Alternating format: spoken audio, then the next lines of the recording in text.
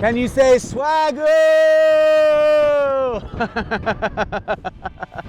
Oh, yeah.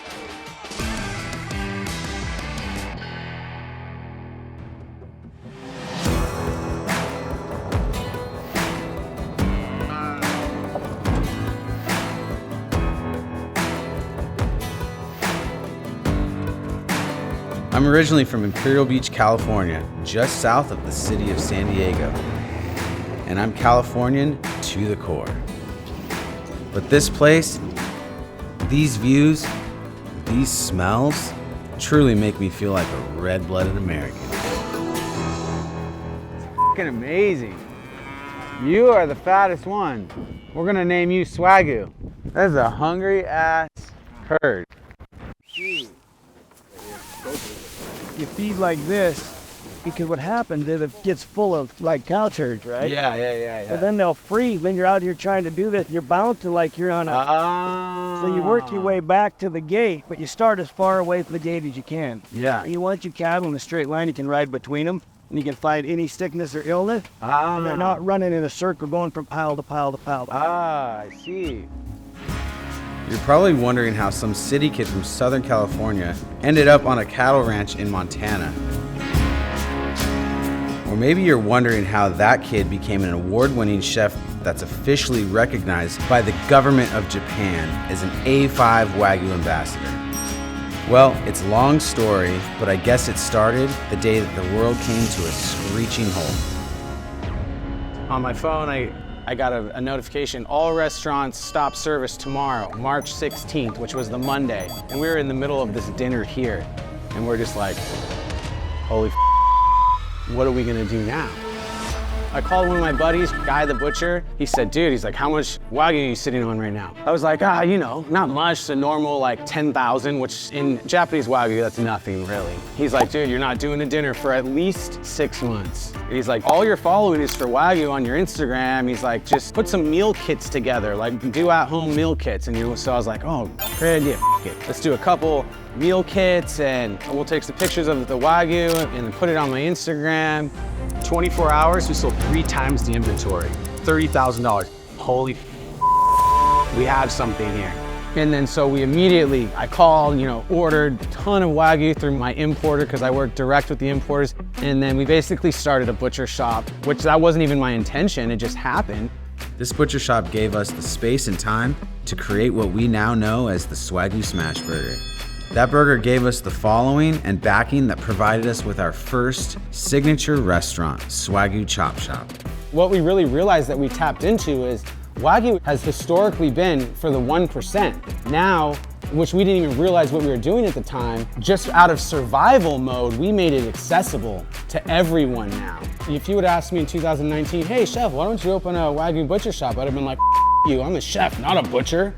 And now, I mean, it's safe to say you like them equally, if not more, because of the sense of community that is created. What's up, everybody? You know we got the Swagyu sword. To keep up with the growth, we tapped into the prestigious world even more and solidified connections with cattle ranchers all over the world. That's why I'm here today with Brian Arrington, owner of Yellowstone Wagyu, and his ranch managers, Joe and Sandy Solon. You can tell if you study them, you can see which ones have taken more of the Angus traits and which ones have taken the Wagyu trait. Totally. I was actually just looking at that. Like, look at that. That thing's like pure Wagyu. Yeah, right but there. this one's more Angus. Yeah, totally. Yellowstone Wagyu is an F1 Wagyu, so it's crossed between Angus and Tajima Wagyu. Getting you on the scale, we're gonna see if you're lying or not.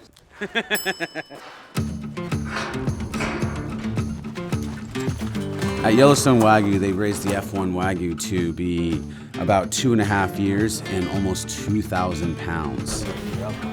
So big. Huge, dude. On marbling feed, it goes at least 300 to 400 days to finish it. Everyone's got a job on the ranch. The ranch is all about hard work, so it's either shoveling or I'm gonna cook.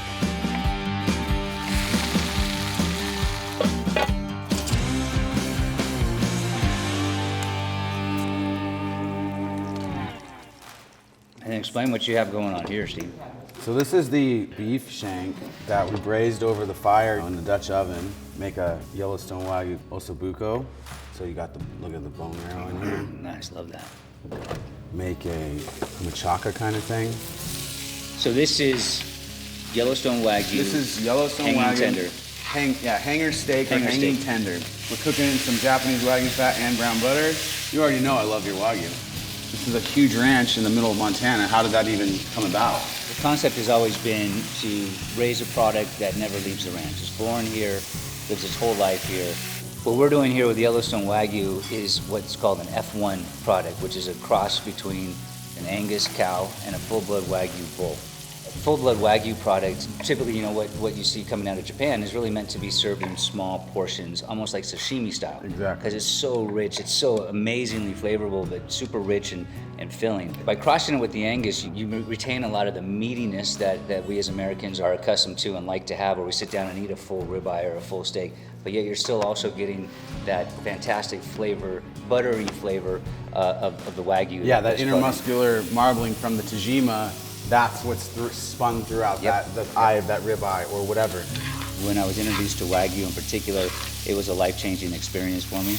And I love the concept and the idea of raising something that I personally enjoy and you know. You have to love it first, or it's not even possible. You know, it has to start from love, right? For sure, and care of the animal. I mean, Yeah. part of what makes these Wagyu product and our product so special is that these animals are cared for in a way. I mean, we like to say our animals only have one bad day. Yes, they And that's do. the day they go to the processor. Yeah. Up until then, they're living the dream. They're having the best life ever.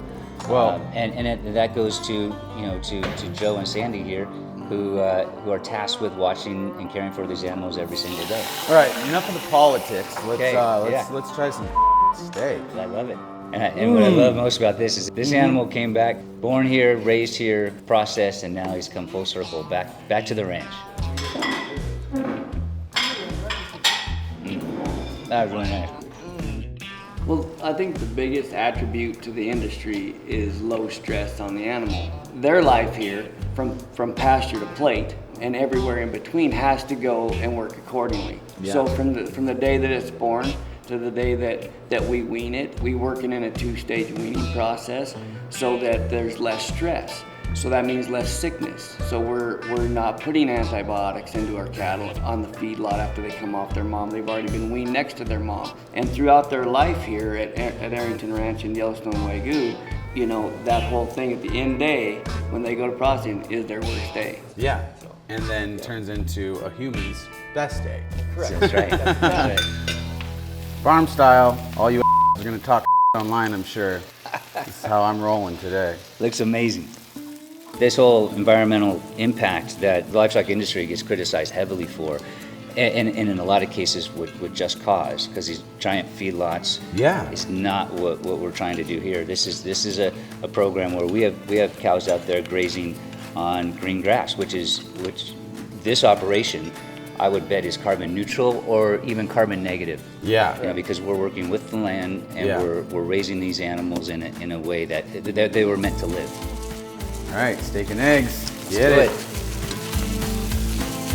And this is spectacular. Is it? It's so great. Good. Good. But it's expensive to raise these animals we're raising the way we are, because they take longer to mature than a standard Of course. Angus or commercial beef, which means more time on feed, and just the amount of care that goes into each one.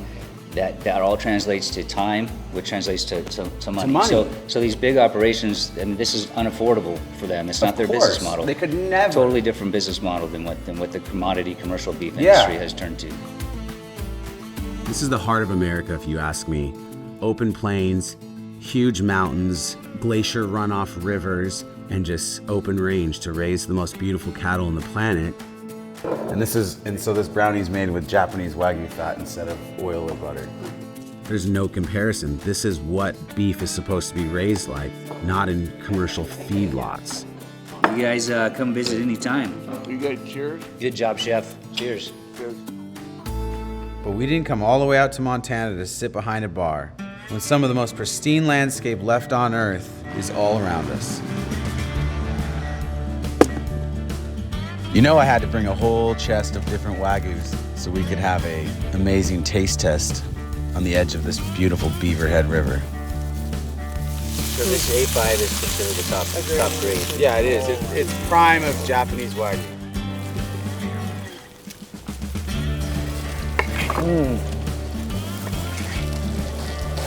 That's delicious.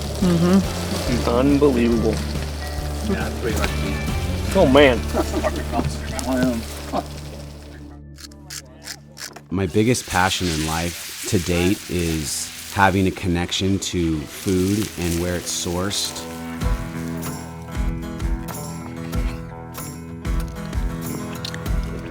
That's good. Yeah, that's nice. That's nice. There's a slight age in there. Perfect. Having this relationship with Yellowstone Ranch has inspired me to have relationships with other ranchers across the world. They are like the Kobe of Mexico. So this is not Wagyu. No, but they raise it like Wagyu, What's remember? the north? Oh, just the Brahma? It's half Brahma and half European Angus. That's really nice. Yummy, good. that's Yeah, that's really good The flavor. beefy flavor. It's not about the fat, it's about the beef. Yep. Like super deep beef flavor. I love it. Beef farming gets a bad rap, but when it's done right, it can be a beautiful thing where the animals are treated humanely. What we got now? That's drunken Wagyu. They literally feed it all the leftover fermented rice from Dasai sake, super high-end sake. It's a drunken cow. Oh, cool. It just makes your mouth just pour water, and you're like, how is that even possible? Finger looking good. I've got a giant freezer in the garage of our Wagyu, so that's all we cook at home. And my wife and my daughters are like, they've all of a sudden like, this is. I mean, it's become commonplace. Oh, They don't realize it's special anymore. Exactly. So it's just every day. Oh yeah. Yeah. It's awesome. Yeah, it's always Oh awesome. yeah, and you're like, how is that? Like, it's amazing. You're like, yeah. And you're like, God damn it, we have a 1,000-acre ranch. It's supposed to be amazing. Exactly. Yeah, exactly.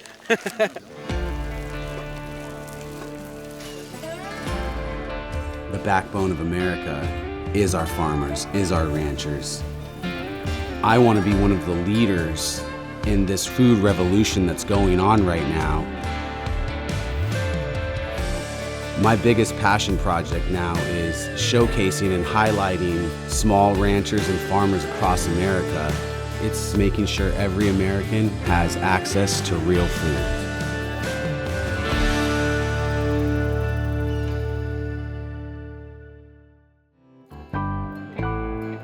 Whoa! Did I hit it? Yeah.